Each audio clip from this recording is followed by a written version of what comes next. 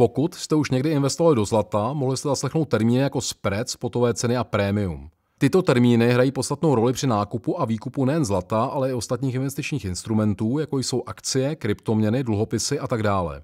Proto by je měl každý investor rozumět.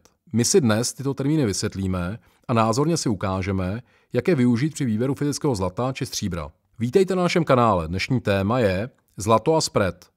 Pokud vás zajímají aktuality z dnešní ekonomiky a vše o drahých kovech, zvažte odběr našeho kanálu. Pravidelně publikujeme videa na tato témata a vaše podpora nám pomáhá produkovat další edukativní videa. A teď již zpět k tématu. Co je to spread? Spread je rozdíl mezi prodejní a výkupní cenou daného finančního nástroje, neboli ztráta, kterou by investor utrpěl, kdyby daný finanční instrument v jeden okamžik nakoupil a hned prodal. Zákazník nakupuje zlato vždy za prodejní cenu obchodníka a naopak prodává za výkupní cenu obchodníka. Pokud se tedy podíváte na současnou cenu zlata na webu goldprice.org, tak se jedná o takzvanou spotovou cenu, neboli okamžitou cenu na burze, od které se odvíjí cena, za kterou rafinérie nakupují od těžařů. Tudíž pro nás, pro investory, se nejedná o konečnou cenu, za kterou bychom zlato nakupovali. Zde přichází do hry tzv. Prémium, což je částka, kterou zaplatíte nad rámec spotové ceny. Jak můžete vidět, současná spotová cena zlata je kolem 1750 amerických dolarů, což je v přepočtu 42 106 korun. Prodejní cena jednouncového zlatého slitku u nás ve Firegoldu činí 48 920 korun. Pokud tedy odečteme od této částky spotovou cenu příkladových 1750 amerických dolarů, dostaneme se na číslo 6814 korun, což je prémium, na kterém participuje rafinérie, velkoobchodník a obchodník. Proč klient nenakupuje za spotové ceny, které jsou uvedeny v denním grafu zlata v amerických dolarech?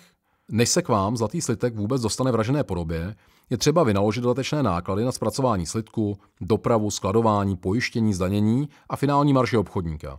Podobně tomu je například, když srovnáme cenu nafty na burze a cenu u benzínové stanice. Podaří se vám fyzicky nakoupit palivo do svého auta za cenu vyhlášenou Sdružením producentů OPEC? Určitě nikoli.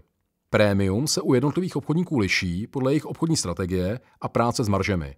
Výši prémia také ovlivňují aspekty, jako je značka slitku a jeho aktuální dostupnost na trhu. Méně oblíbené značky slitku se například prodávají za nižší cenu než značky oblíbenější.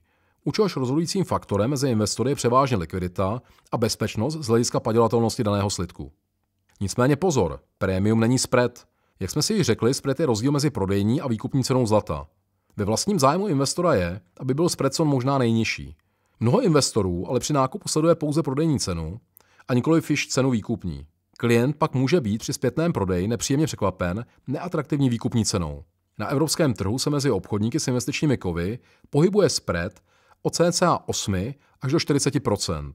Je tedy třeba velmi pečlivě analyzovat, jakou marži neboli spread si daný obchodník účtuje. Podíváme-li se zpět na náš jednouncový zlatý slitek, tak jsme mohli vidět, že prodejní cena, za kterou bychom slitek nakoupili, činí 48 920 korun. Pokud se podíváme na naše výkupní ceny, můžeme vidět, že výkupní cena s klientským bonusem je 43 861 korun. Rozdíl tedy je 5059 korun, což je cca 10,3% marže. S těmito informacemi již tedy vím, že když bych tento zlatý slitek nakoupil, tak potřebuji, aby zlato vzrostlo na burze minimálně o 10,3%, abych byl na své počáteční vstupní investici. Tímto způsobem si mohu porovnávat spready různých značek zlatých slitků a mincí u jednotlivých obchodníků a investovat tam, kde se mi to nejvíce vyplatí. Pokud by vás zajímalo, jaké další klíčové aspekty hrají roli při výběru a výkupu zlatého slitku, doporučil bych vám zhlédnout video, kde se touto problematikou zabýváme. Stačí kliknout do pravého horního rohu. Jinak toto byly zlaté novinky na téma zlato a spread. Pokud se vám video líbilo, zvažte odběr našeho kanálu a klikněte na zvoneček. Pravidelně publikujeme videa na témata z oblasti investic a světové ekonomiky, a tak by byla škoda některá promeškat. Děkujeme za vaši pozornost a přejeme mnoho investičních úspěchů. Příště naslyšenou.